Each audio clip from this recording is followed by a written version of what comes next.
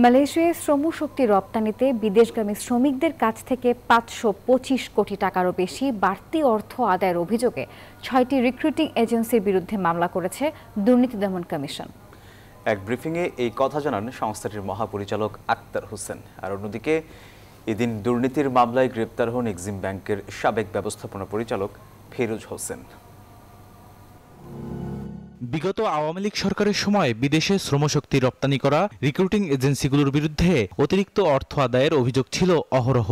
এমন প্রেক্ষাপটে ২০২৪ সালের ৫ আগস্টের পর সিন্ডিকেট করে মালয়েশিয়া শ্রমিক পাঠানো ১০১টি রিক্রুটিং এজেন্সির বিরুদ্ধে অনুসন্ধানে নামে দুর্নীতি দমন কমিশন। এবার তালিকাভুক্ত এসব রিক্রুটিং এজেন্সির মধ্য থেকে নতুন করে আরও ৬টি প্রতিষ্ঠানের বিরুদ্ধে মামলা করেছে দুদক। এসব প্রতিষ্ঠানের বিরুদ্ধে মালয়েশিয়াগামী শ্রমিকদের কাছ থেকে ৫২৫ কোটি টাকারও বেশি অর্থ আদায়ের প্রমাণ পেয়েছে সংস্থাটি। মালয়েশিয়ায় শ্রমিক রিক্রুটের জন্য এজেন্ট হিসাবে নিয়োগপ্রাপ্ত হয়ে রিক্রুটেড শ্রমিকদের অবৈধভাবে ক্ষতি সাধন করে বিভিন্ন ধাপে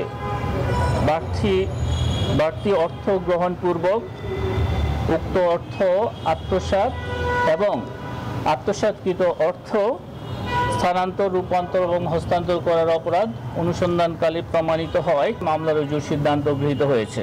এদিকে বৃহস্পতিবার দুপুরে দুর্নীতির মামলায় গ্রেপ্তার হন এক্সিম ব্যাংকের সাবেক ব্যবস্থাপনা পরিচালক ফিরোজ হোসেন।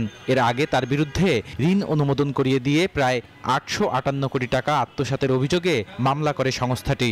জনাব মোহাম্মদ ফিরোজ হোসেন সহ ২১ জনের বিরুদ্ধে মামলা রুজু করা হয়েছিল।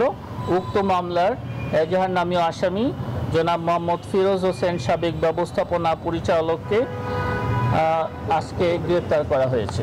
এদিন দুর্নীতির অভিযোগে অনুসন্ধান চলায় সাবেক এমপি মুফজ্জল হোসেন চৌধুরী মায়া ও তার পরিবারের নামে থাকা ৮১টি ব্যাংক হিসাব অবরুদ্ধের আদেশ দিয়েছেন আদালত।